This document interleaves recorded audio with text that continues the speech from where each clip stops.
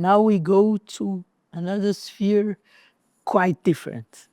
Well, I call this the sacred path in Christianity. And I got this especially from a book called A Different Christianity from Robin Amis. Robin Amis was born in London in 1932, and he died in 2014. He was a student of Gurdjieff and Upensky, and well, he was fortunate enough to go to Mount Athos, well, the Vatican of the Greek Orthodox Church in Greece. And he was there for about 12 years, going and coming, going and coming. And he realized that many things that were preserved in the Orthodox churches of Greece, of Russia, of Romania, and well, the Catholic Church has the Vatican as in the Pope. There they have patriarchs, and it's like national sections. They have the Greek patriarch, the Russian patriarch, the Romanian patriarch. So they, like the Theosophical Society, they have national sections, each section with his patriarchs. And it's very interesting that Mount Athos, you have to be a man to enter. I would not be able to go there because this life I'm a woman. But anyway, not everything that is there is the best. No, but they have preserved things from the past that are unknown to Christians of the West. Let's say it like that. History tells us that the Roman Empire were cracking on the 4th century, and Constantine, a Roman emperor, built a city called Constantinople, and he changed the Roman Empire to Constantinople to be safer. And in the 4th century, the Roman Empire of the West cracked, but the Roman Empire of the East lasted for 11 centuries more. And let's say it like that, not wanting to diminish, but there was a too political mixture in the Roman Empire, and the religion became too much engaged in political affairs. And what did the real mystics did? They went to the desert. And the first monasteries were all in the desert. And some of the literature of this early mystics, Christian mystics that went to the desert, is preserved in a book called Philokalia. So many things that are known to the Orthodox churches of the East, let's say it like that, are not known for in our Western Hemisphere. As I presume that they also don't know anything about Teresa of Avila, St. Francis of Assisi, and so on. So people that have enriched the Christianity from the Western side are also unknown from the Eastern side, right? With immigrations and also these Robin Ames that went to Mount Athos and stayed there for long. So he wrote this book called A Different Christianity. And this book is part of an intent to show and I have seen this in several books, to show that some of the things that we look for in the Eastern literature, like Hinduism and Buddhism, you can also find in Christianity. And in the preface, Robin Ames says explicitly, you can find here what you have been looking in the East.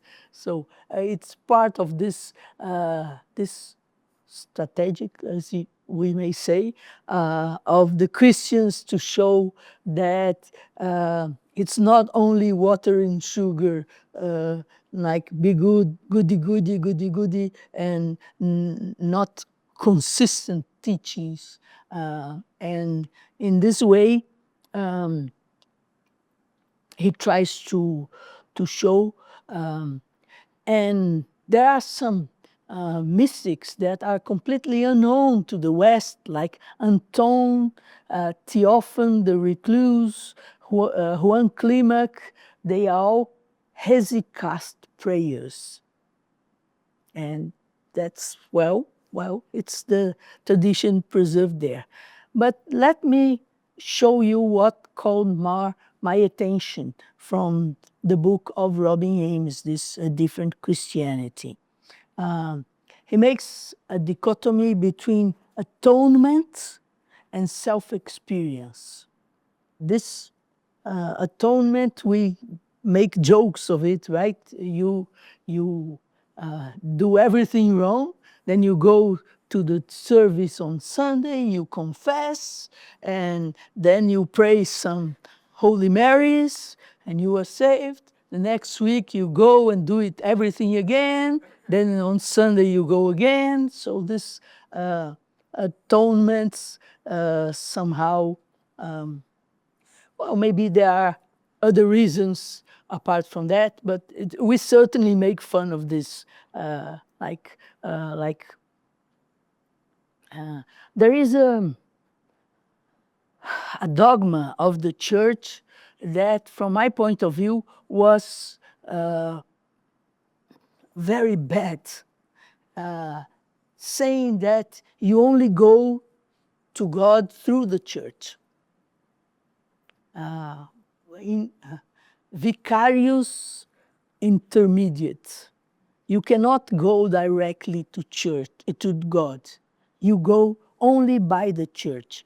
And this takes out one's own responsibility, right? It's not me. I will not save myself. It is the church that will save myself if I do this, this, or that, right? And I think it has created many social problems, this idea. And of course, it is a strategy of dominance, like you cannot go to God. It's the church that will save you. So the church has its importance, right?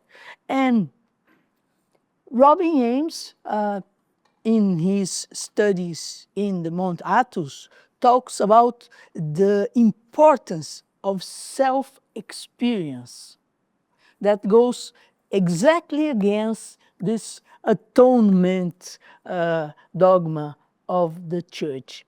And he says, Christianity possesses and always has possessed an inner tradition, not a system, but a discipline. But for several reasons, among them the need to confine to scientific view, has losing the power to illuminate and transform people. And then he says something that I think it applies to Christianity, but it applies to all scriptures. He says, to understand the possibilities it offers, we need new eyes and a new yet very old way of thinking about the world.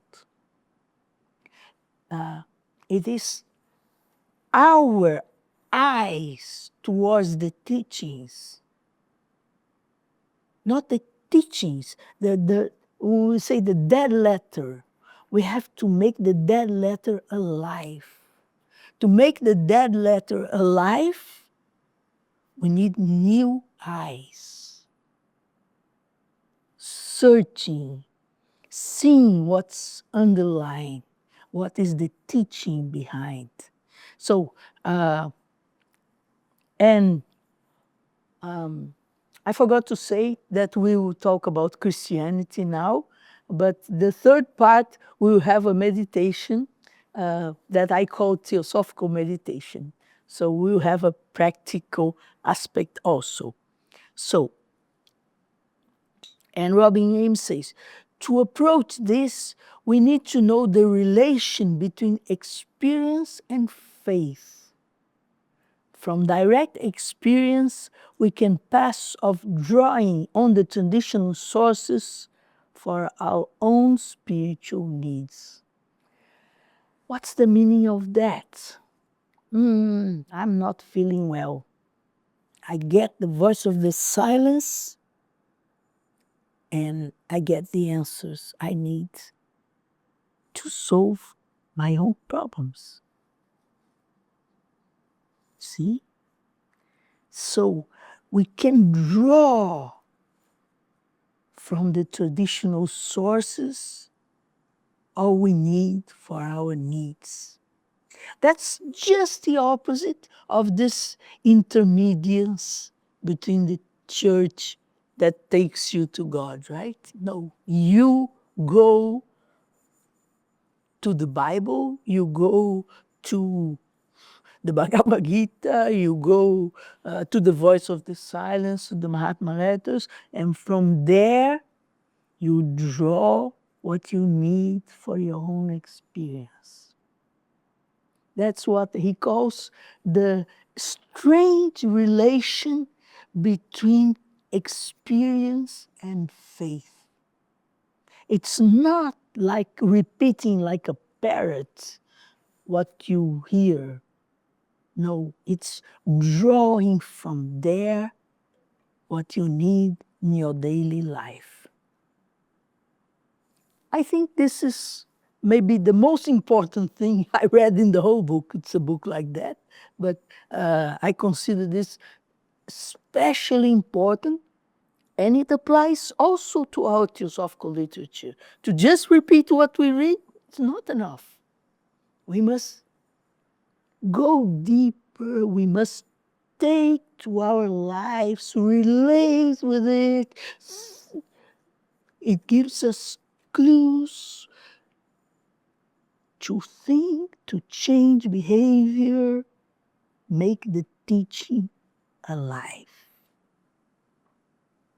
Not just repeating.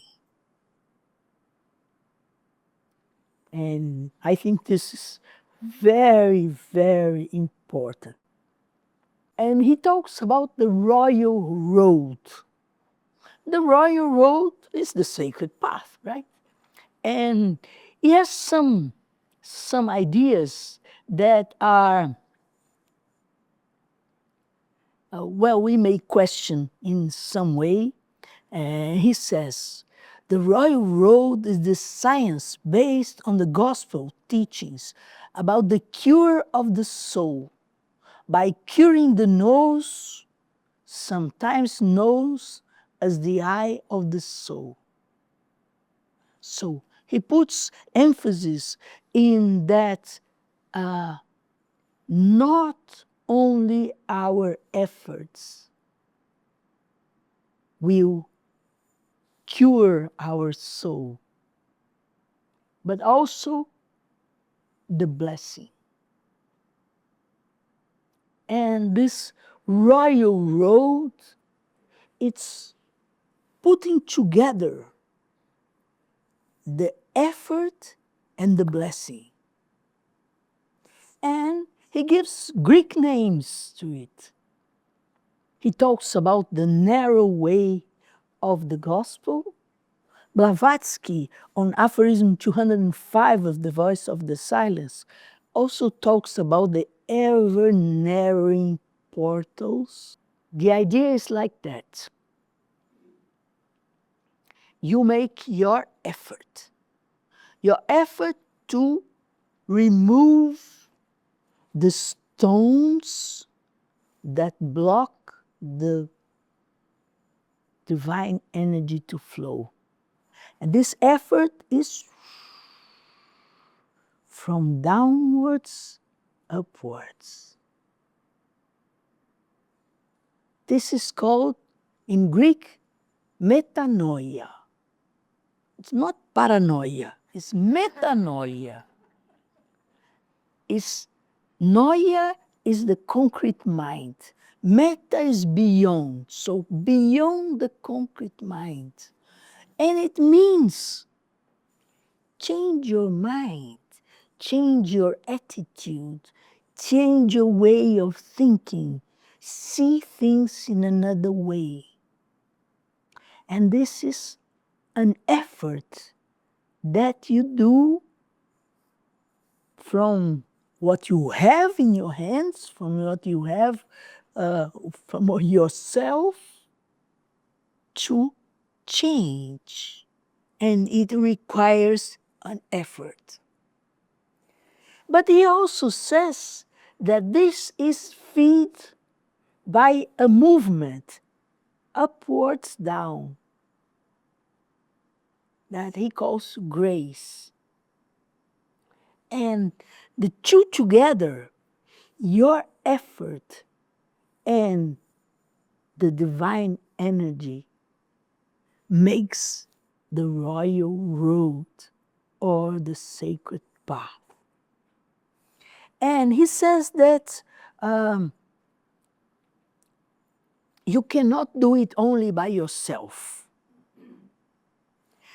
And, well, we may say, well, we cannot avoid our own effort. But it's not only through the lower vehicles, the effort. We need Buddhi energy. And Buddhi energy, well, we can call it grace. We can call it the Father. You can call the saint. You can call... But there is this putting together your effort and the blessing.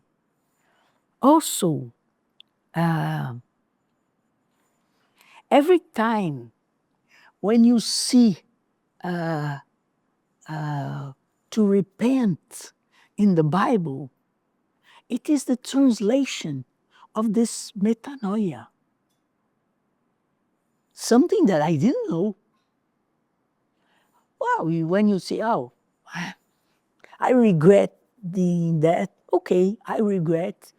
Repentance is regretting. It's some sort of emotional feeling. It didn't go so well. But this metanoia is much more than just a feeling that it didn't go so well. It's change your mind, change your attitude, change your way of seeing things. Move, change your mind. So this is metanoia. So he says, pray for help. For help from whom? From God, from, well, allow the higher energies to flow. You may think of a saint, you may think of God, you may think of Master Jesus, you may think, but allow the subtle energy to feed you. What have you been feeding yourself with? There is a phrase that says here, not only of bread are we feed off, but also of the word of God. So in what are you putting your attention? What are you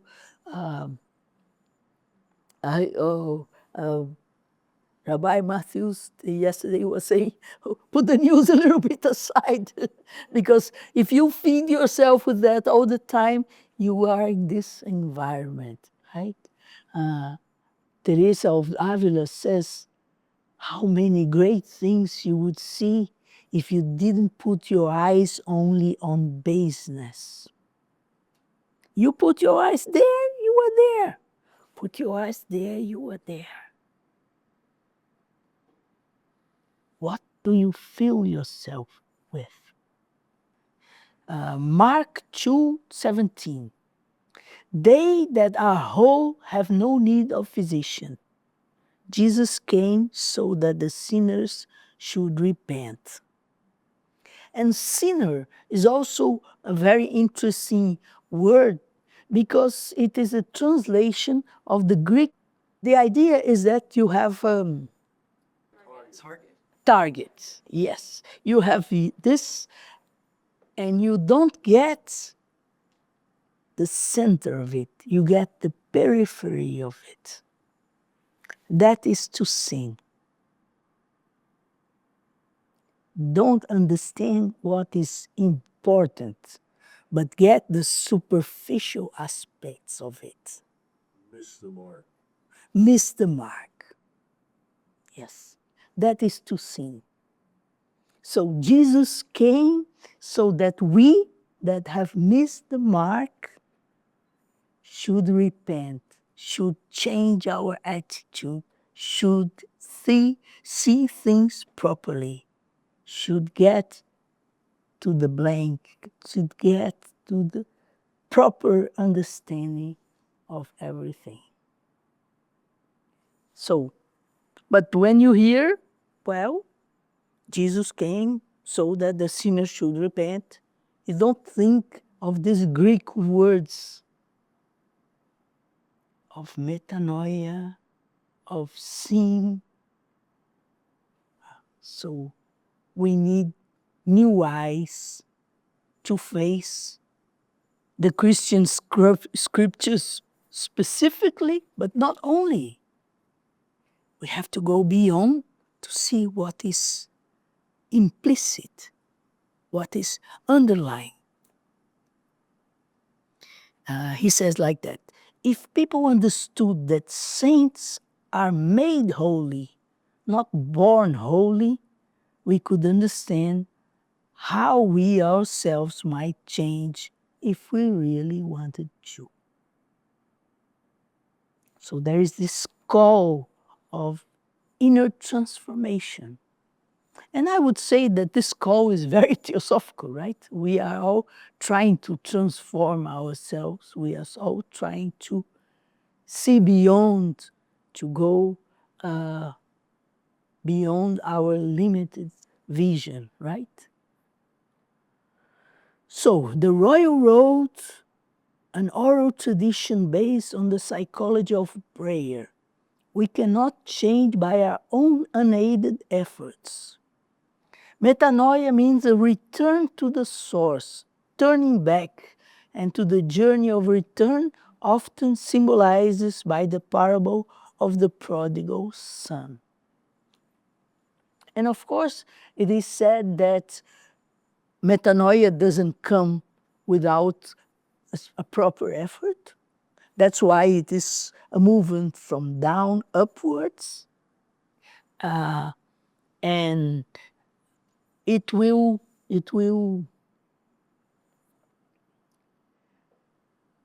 gradually, we will be changing our perception through our efforts, but not without the blessing of Buddha nature, let's say it like that, to use theosophical terms. Another thing that is important, well, I found important in this book, is the concept of nemeteu. What is that? It's remembering. It's remembering that, very much like Sister Acharya was saying, remembering that we are Atma, remembering that we are Atma, remembering all the time that we are not our physical body, we are not our emotions, we are not our mind, we are Atma. And this has a formula. And for those who have watched a service of the Liberal Catholic Church, this is linked to the Kyrie. All of you know the Kyrie? The Kyrie is a song that the early Christians would pass the whole day singing, remembering their divine nature. My voice is terrible, but we can try here. It says like that. And it's a mantra that was kept in Greek. It was not translated, although in the books it is translated. And it says like that. Kyrie eleison, Kyrie eleison, Kyrie eleison, Christi eleison, Christi eleison,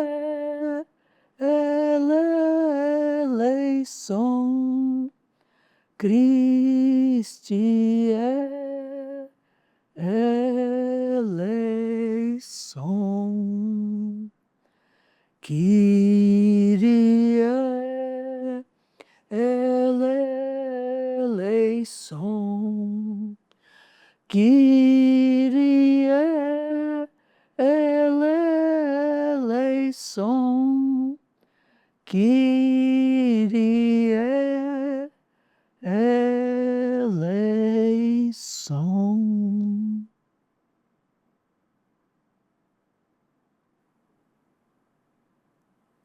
You pass the whole day with this song as a background, synchronized with the highest in you, that is preserved in Christianity, from early Christianity. And this mantra is in Greek. There is a school of Buddhism called Pure Earth, and they pass the whole day saying Namu Amida Butsu, Nami Amida Bitsu, Namu Amida Butsu, Namu Amida Butsu. It's also a formula to keep yourself in contact with your Buddha nature. So there are similar things. I'm completely sure that in Judaism they must have something similar, although I know very little about Judaism, but different traditions have their methods of keeping yourself elevated, somehow allowing the flux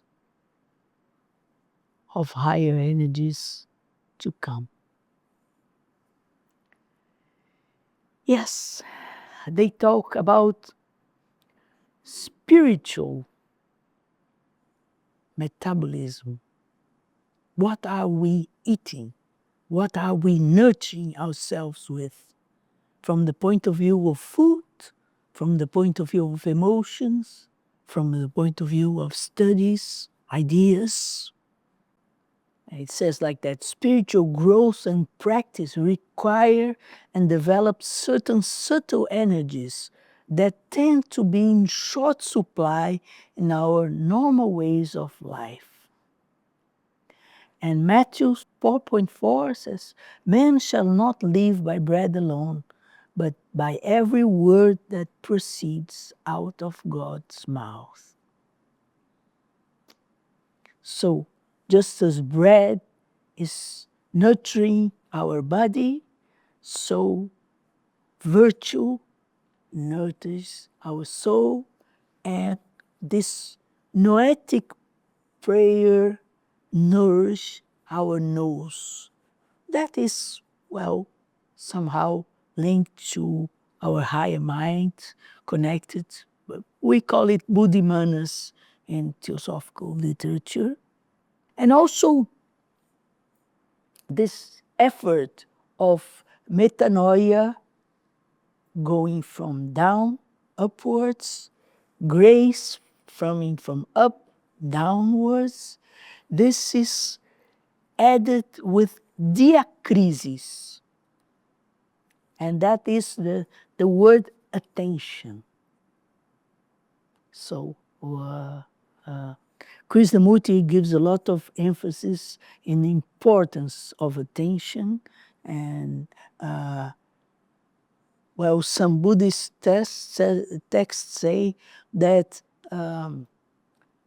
if you are not vigilant, you are already dead. So the importance of attention is brought about, and here is called diakrisis.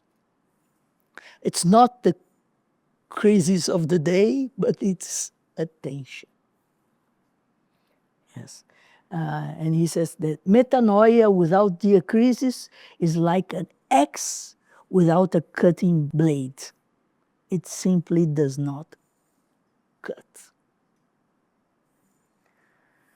So, the sacred path is a way of turning grace into a permanent experience. So, as the skandhas are very powerful, we need to activate even a more powerful energy that we may call grace, we may call prayer, we may call meditation. We have to allow a flux of more subtle energies in this process of effort to remove the obstacles. Because I consider that the spiritual energy is like water.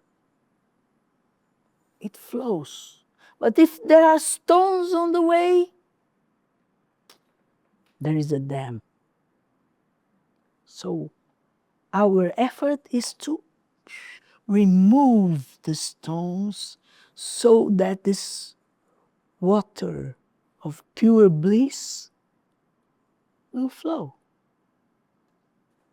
There is a passage from the Gospel of Thomas. Well, we say Tomé, but in English you say Thomas, right? And it also talks about the importance of experiencing these things by oneself. And it says like that: whoever finds explanation of these words will not taste death. And when he finds, he will be troubled. And when he has been troubled, he will marvel and will reign over all.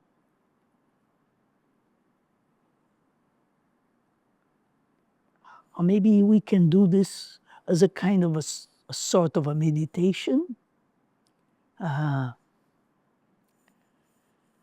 You may find a comfortable position. with the spine more or less straight, not hard, but in a natural way. Let's breathe.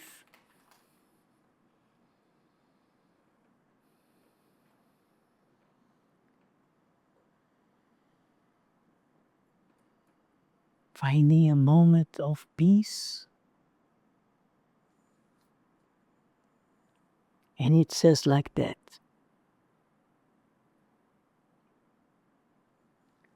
Jesus said, if those who lead you say to you, see, the kingdom is in heaven, then the birds of heaven will precede you. If they say to you, it is in the sea, then the fish will precede you. If you know yourselves, then you will be known.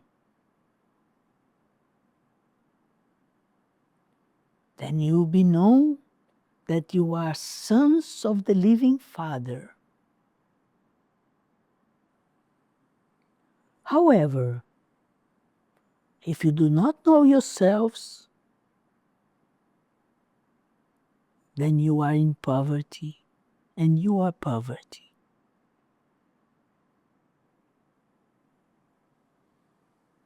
As Ravi was saying, the words are like the finger pointing to the moon. But what tragedy if you mistake the finger by the moon.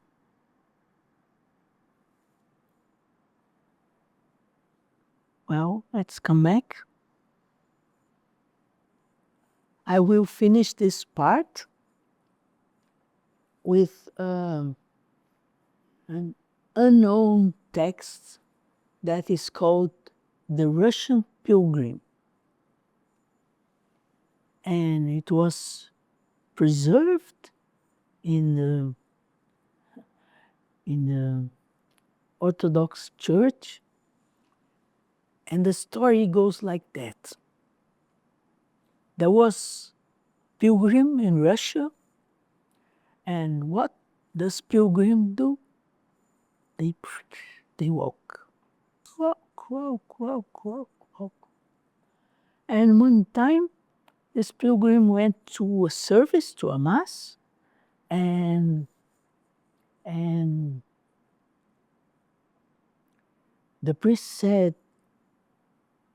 you must pray all the time. You must pray incessantly. You must be in a constant state of prayer. And the pilgrim said, wow, how can I do that? Then he asked the first one person. The person gave an answer. It was not satisfying. Then he asked the second person. The answer was not satisfying. Then he asked the third person, how can I be in a constant state of prayer? And that was the answer that was given. I found this in a Christian book.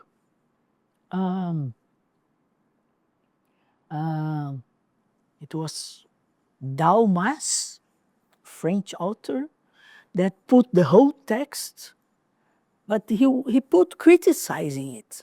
See, like how ridiculous it is, so he put the whole text criticizing. And I said, oh, but that's just wonderful. and well, and then I will share with you the text that it was criticized by Dalmas. And starts like that. First of all, how to be in prayer all the time. First of all, you must acquire three things. First, lack of care of things that are not reasonably justified. How much time we lose with things that really don't matter. So the first requisite is lack of care of things that are not justified. Second, pure consciousness, protecting you from all condemnation of your own consciousness. If your acts don't pass the trial of your own consciousness, there will be guilt. So pure consciousness means that you look at the mirror and you say, it's okay. That is called right behavior. Do right what you think is right today. If you change your mind, you change your mind and you change your behavior. But do what you think is right today. Pure consciousness, second requisite. And the third, freedom from all passions that tend to put you in a prisoner of your lower nature. All traditions somehow tell oneself that we must get certain, at least certain control over our animal nature. So three things: lack of care of things that are not justified, pure consciousness, and control over your animal nature. These are the prerequisites. If you go to the octavo path of the Buddha, the three first steps all talk, they are called Shila, they all talk about behavior, how if you don't have the proper behavior, the things that you do further will probably go in the wrong direction. So, requisites. Kriya Yoga is the practice of establishing the base upon which you will build your yoga safely. So, all traditions talk about a base. And this here is very simple. And then he goes on. So first, these three steps. Then, sitting in a quiet cell on a corner, do what I say. Shut the door, lift up your spirit of any vain transitory object. Put your beard on the chest, turn your eyes, breathe. Find the place of your heart.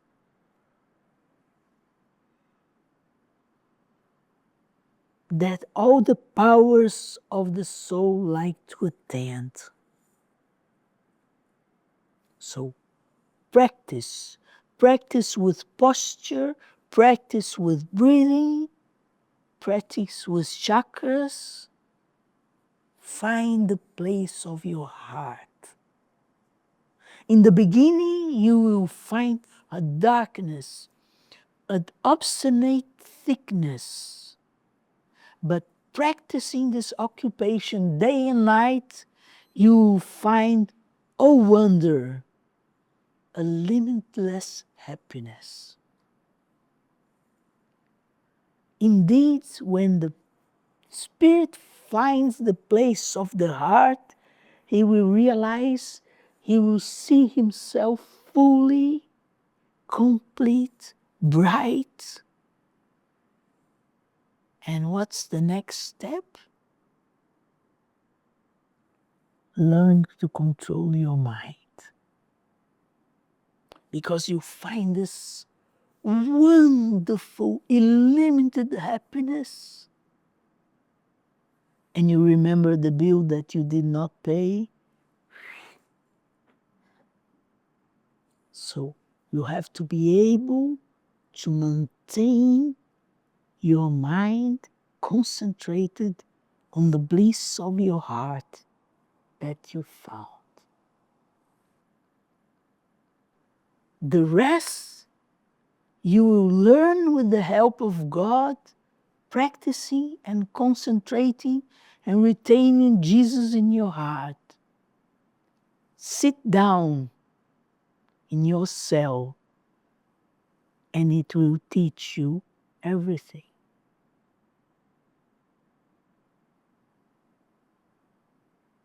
There are prerequisites.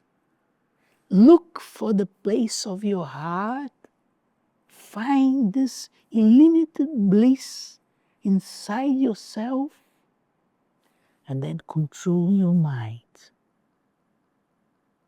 Sit and meditate everything, and God will teach you everything you need to know.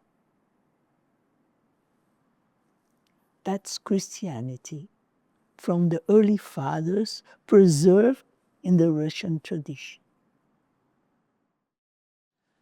Thank you so much for sharing both from the Theosophical tradition and that beautiful book I hadn't heard of before that you started with, and then bring it in to Christianity. And again, from the roots,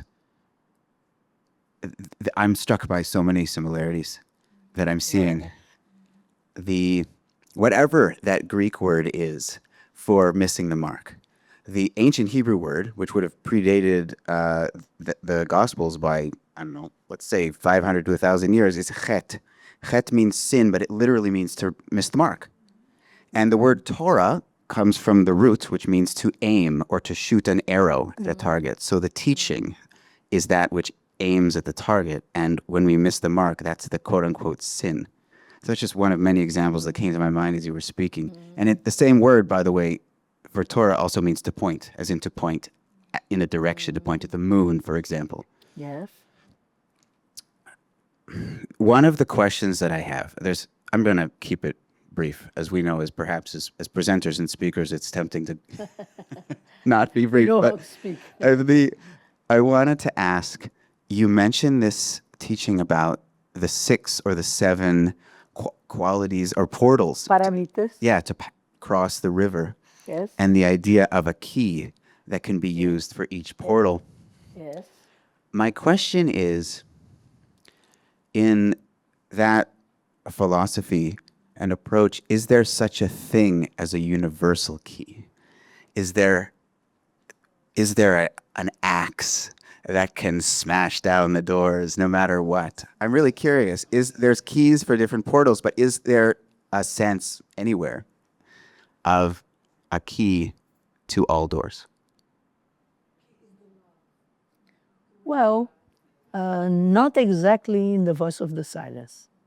The voice of the silence gives emphasis that, like a flower that is closed will not open just like that. We will open a little bit, and a bit, and a bit, and a bit, you know. So there is this thing of cycles, but cycles that go together for the opening. So the traditional Buddhist teachings of the paramitas is a river, but Blavatsky put portals. So there's no river if there are doors, right? But anyway, I think not only she wanted to emphasize, this is Tibetan Buddhism, not only she wanted to emphasize the importance of the paramitas, but she wanted to add that without this vairagya, without this detachment, the whole thing somehow gets more difficult. Because the 3 paramitas, the first are external challenges, but the 3 last are internal challenges. And if you don't have detachment, your internal challenges will be somehow compromised.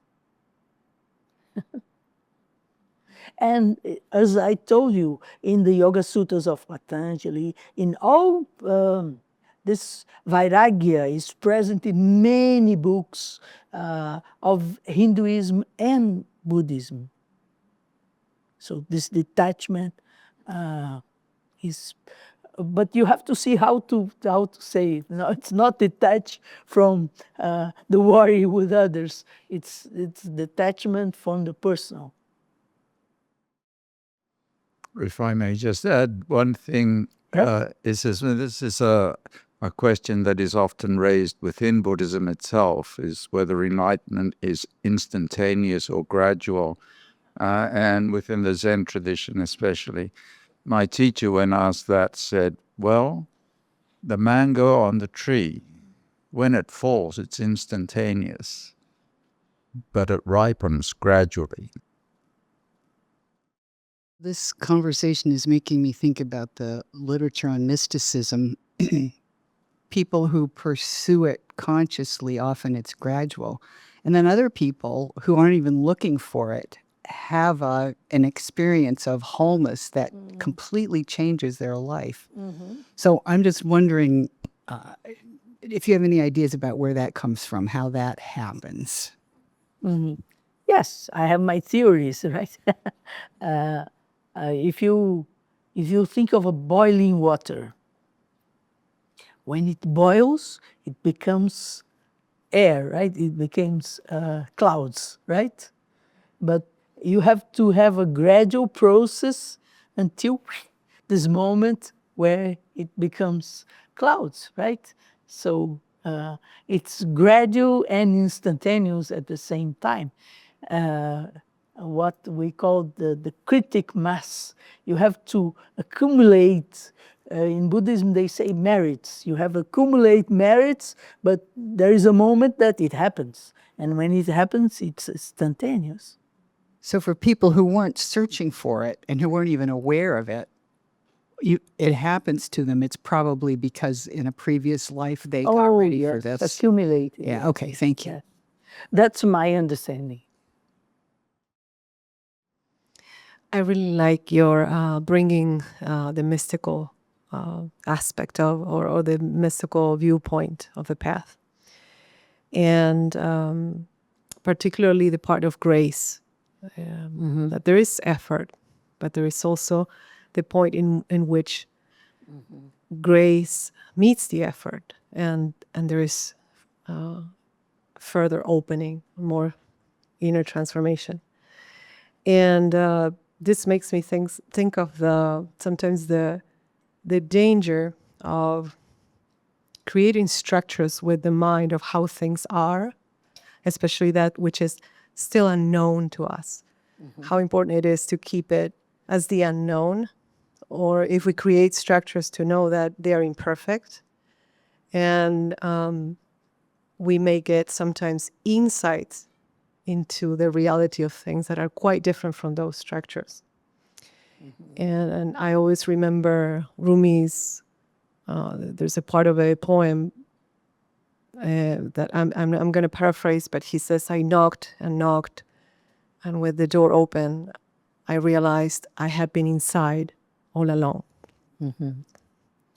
So how many times we create these structures of the path or something that is really far from us, but they're truly, really here right now. Yes, perfect. Yes. I think from this point of view, any kind of dogma you create, they are obstacles. Even theosophical dogmas. You have to realize that there is a process of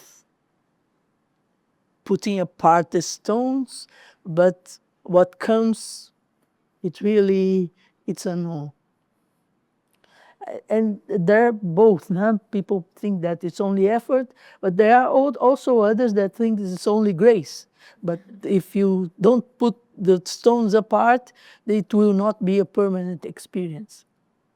Maybe a flash of experience, but then the old habits come again. Well, maybe it's all grace, but some of the grace looks like effort. Well, it's a way of saying.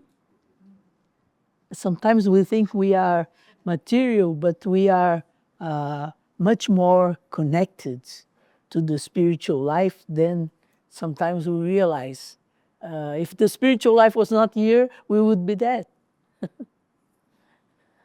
Spirit, it's God breathe in us, right? So it's the breath of God, the Spirit, right? So when the breath goes, everything is dissolves.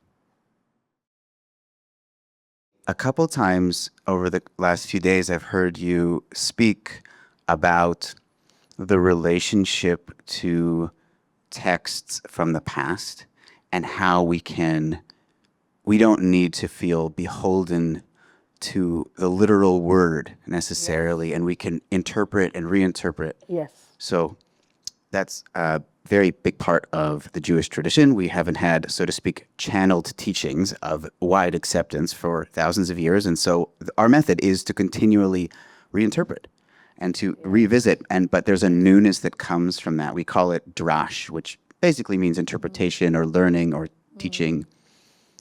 I'm curious you can speak as broadly as you'd like, but I'm specifically interested within Theosophy, how you view both the work right now as far as interpreting or being present with emerging wisdom from text, and also if you have a vision for the future going forward of what that kind of relationship to scripture can yield as Theosophy continues to unfold.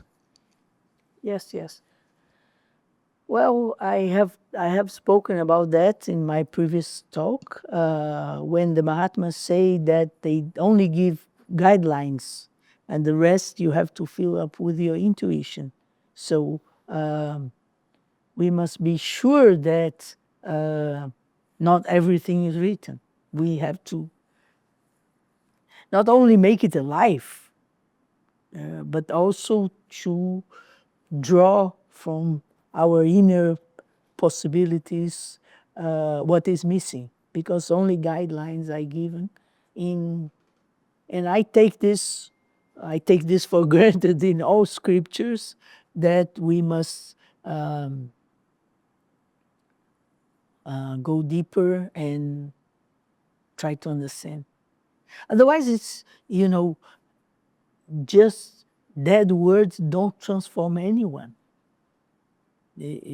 For it to have a power in you, you must deal with it. We must think, you must ponder, trying to see what is behind, what was meant, and so on. I think this is very important. And it's part of the meditative effort.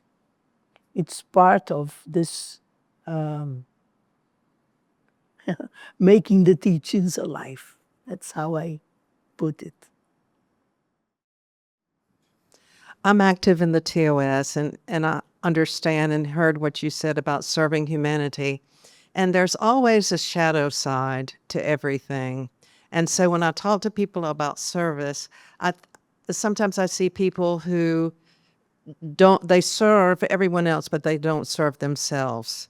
And sometimes I have a difficulty trying to language the difference between actual service, and then maybe there's a kind of service where people are trying to get something back instead of just giving and altruism. And maybe even they're into codependency because they're not it's not coming from the right place. Can you speak to that a little bit about service and altruism and the true service versus that which is not really true? The Christian religion, for example, that has gotten into, it's like being a do-gooder. Do you understand what I'm saying? A do-gooder is someone that thinks that everyone is down here and they've got to help them out, and that really helps them be better. It helps them. I see. Okay. I see. Yes, yes. Well, I think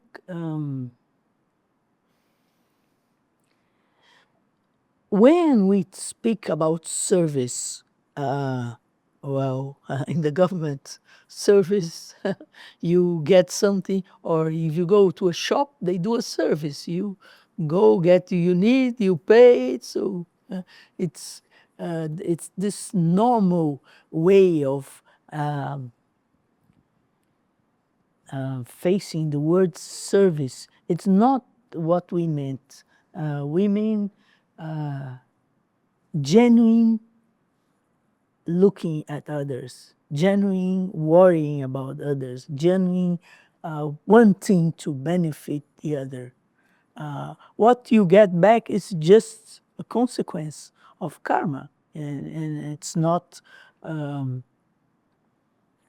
If you do because you want back, you are doing for yourself. You are not really doing service as we generally take this word to. And one thing that a simple example: if you are a politician and you create a hospital because you want to be elected in the next election, you do something good. It creates some kind of good karma. But your motive is just personal. So it creates different karmas in different levels. And that's very much what you I don't consider if a proper service if you are doing something to get back. Service, when we talk here, we mean that you go out of yourself to see what is needed around and what you can do. And when we talk about dana, the first paramita, generosity, you can give food, but that's the first dana. But you can give protection, taking care of people, that's the second dana. But you can give teachings, that's the third dana. That is also generosity. So there are levels of generosity, there are levels of service. And I quite agree with you that the TOS is an effort to make possible for people to be aware of the needs that are around, not only in the physical level, but also in the protection level and also in teaching level. So to follow up and wrap it up, what you just have said is the giving of spiritual teachings, the top one, so to speak, like, the highest. Yes. Yes. Okay. Thank you. Gracias. Oh, that's pure Buddhism. I'd like to talk briefly about Laura Holloway before we do our meditation. Laura Holloway was an American. She was a widow. She read Sinnett's book. She was jealous. She said, "Oh, I can do better." And then she went to England and she met Blavatsky, she met Sinnett, she met Hume, she met all the stuff there. And it was said that she did more in 2 months than the best members in 5 years. So she really... And because of that, she received some letters. And the letters they treat her as child, as daughter, as, she was not a very elevated person. And some of the pieces of advice that she received, wow, they are so fit for us. I put the thread. It's just, I think I don't consider myself highly spiritual, but there are some pieces of advice that are really fit for me. And one letter that that she received, they emphasized very much the need of meditation. And the need of meditation in a very deep sense. Not only sitting and breathing, no. Deep, deep thinking, deep considering life. And I took some slides here that I want to share with you. They were very useful for me, and I hope to take Gina Rajadasa's letter, Mahatma Letters, letters to Laura Hawley, you find there, and it says like that. Obviously, Laura asked them, how can I discern the real from the unreal, the true from the false? And the answer was, only through self-development. How to achieve this? The answer was, first, take precautions against the cause of self-deception. If you are getting a deception after, prevent yourself from it and be careful before. It's like vaccine, right? I know vaccine nowadays is kind of a bad word, but anyway, the original meaning of vaccine is very good. You take a virus that is not dead, but it is, you put inside, then it creates anticorps. And when the big virus comes, then you are already able to put away this strong virus. So the principle of vaccine, I think I take precautions against the cause of self-deception. Prepare yourself before the worst happens. Yes, so they are talking about self-development. And this, he says, Master Kutumi says, and that you can make dedicating yourself a certain time or fixed hours every day, all alone, to self-contemplation, writing, reading, purifying your motives, studying, and correcting your mistakes, planning your work in outer life. See? This is all included in the concept of meditation.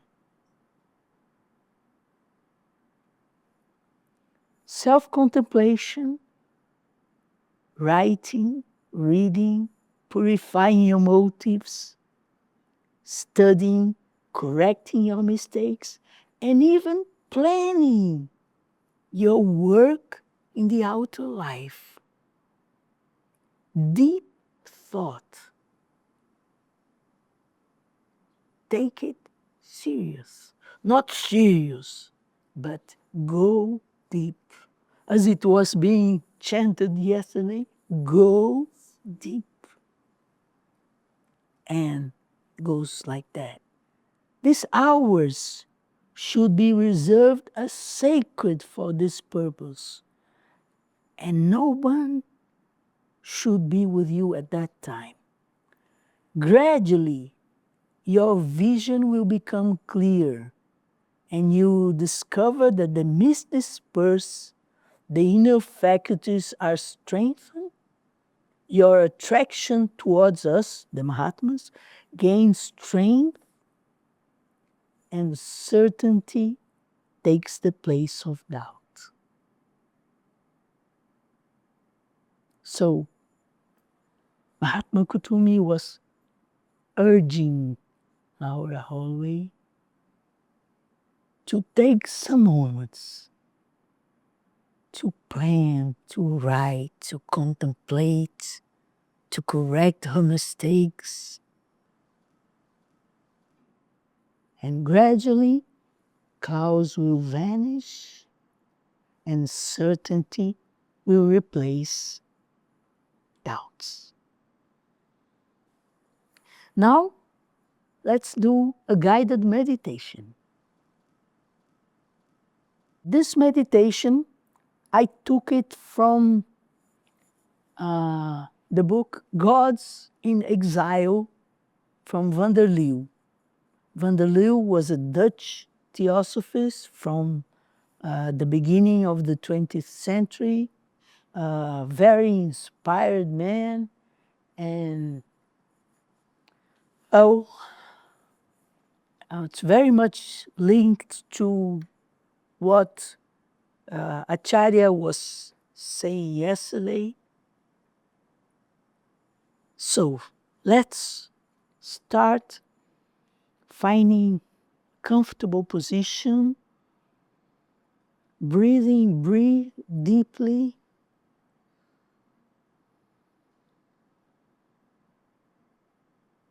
Quieting our whole being.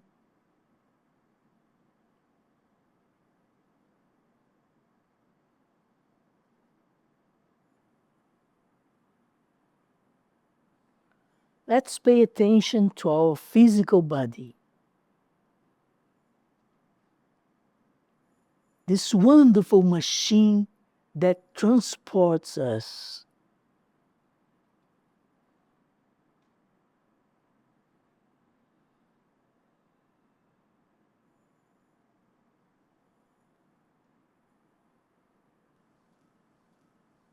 But not ourselves.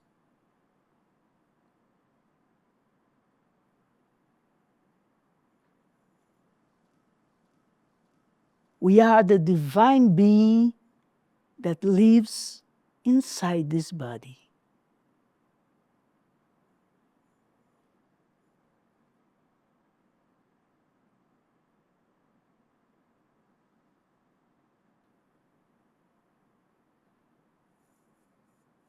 This machine is so wonderful that is able to cure itself.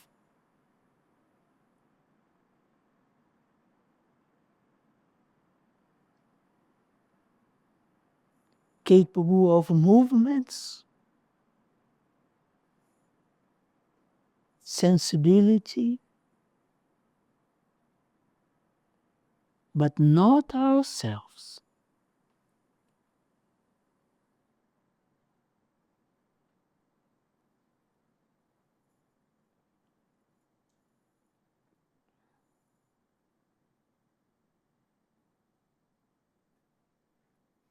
Now let's put our attention in our emotions.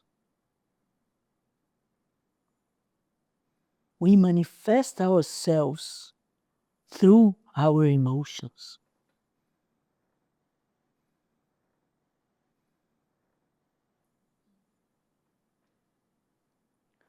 Our emotions are the instrument that we use to manifest ourselves. Like a violin that we play, creating sound for the universe, but not ourselves.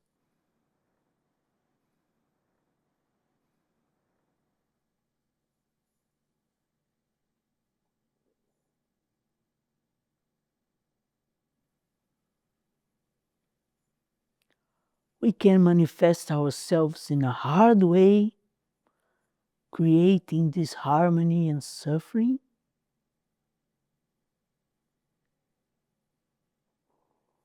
Or in a soft way, with love, affection, care, sympathy, creating harmony and peace.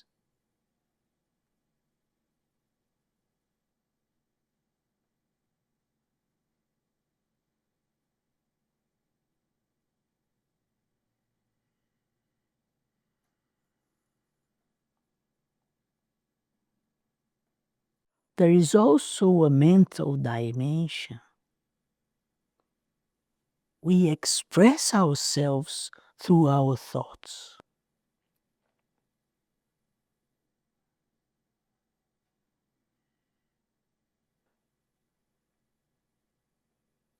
Our mind is like a typewriter, our computer.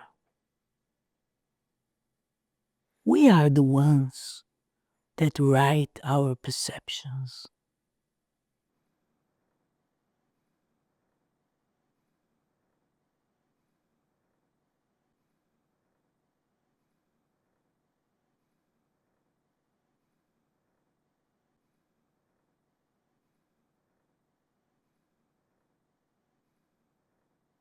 Sometimes it's difficult to realize that we are not our thoughts.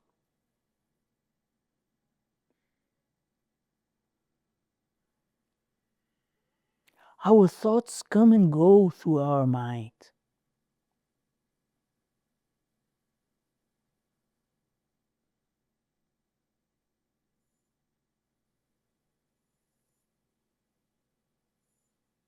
But we can realize that between one thought and the other, there is a space.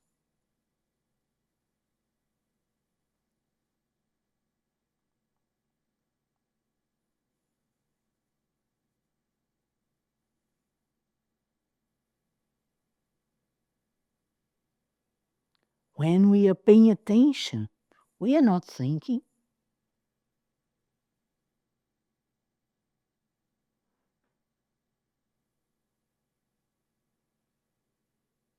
We can change our mind. That means that we are changing our thoughts.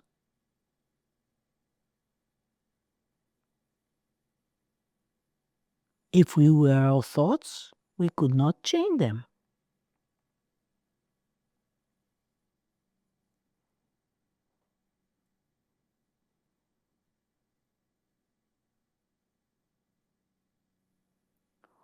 We are the intelligence that exists beyond the thoughts, beyond emotions, beyond the physical body.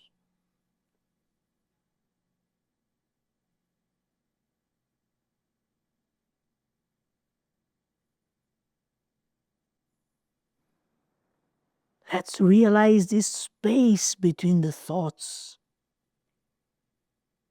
this intelligence, this peace, this love.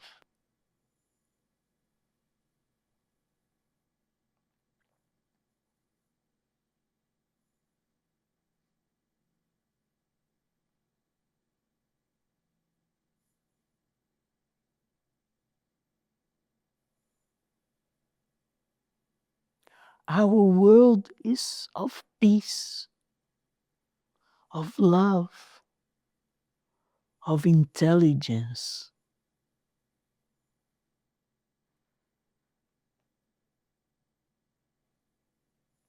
We are one with all the universe.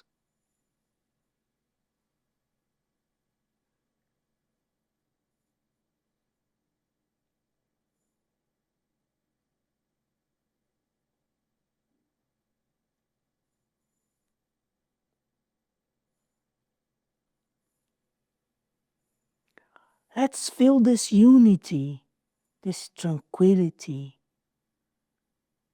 this sweetness.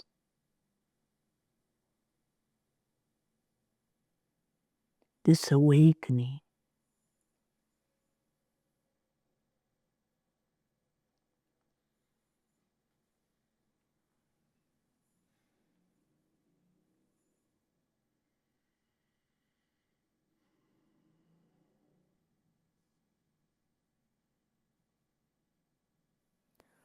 When we get closer to our real being, our true nature, we are closer to the great beings that guide humanity in this journey of evolution.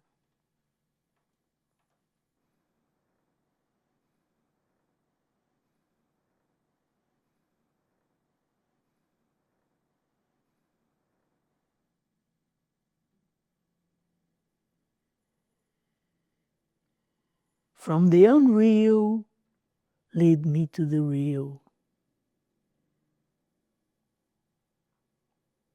From darkness, lead me to light.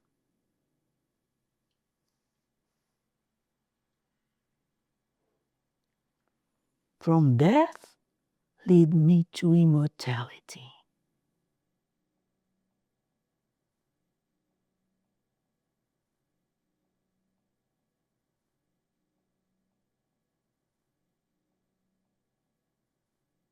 Let's attune ourselves with the energy of the great beings.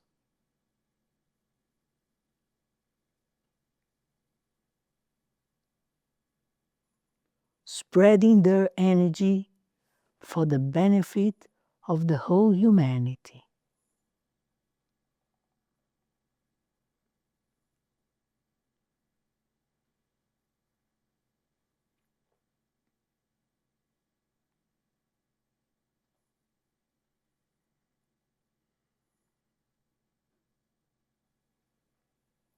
Our world needs peace, love, and understanding.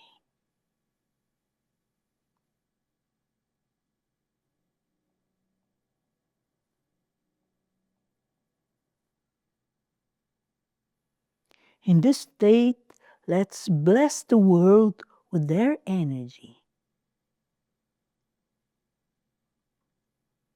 surrounding the whole planet with that attitude of care, love, and peace.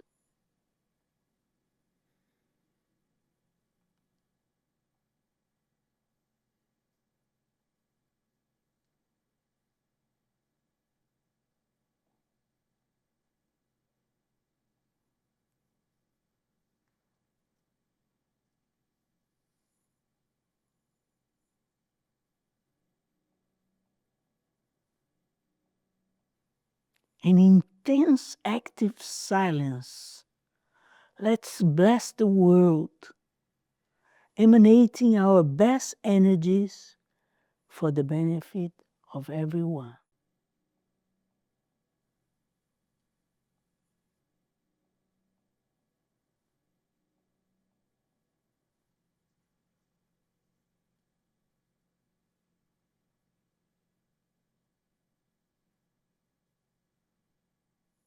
Now slowly, let's come back to our minds.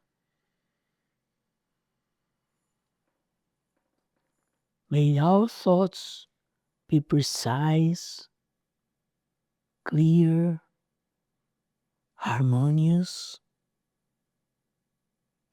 expressing the best perception of our true nature.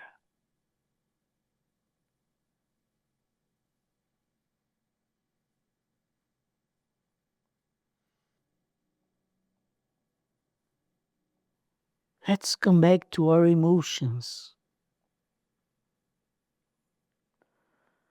Let's express ourselves emotionally with harmony, sweetness, vibrating our true love, our sympathy,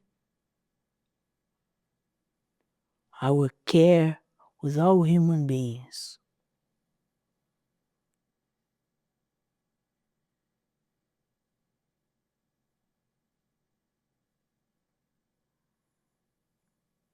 Let's come back to our physical body. May our physical body be a perfect vehicle for our true being, with health, strength, harmony,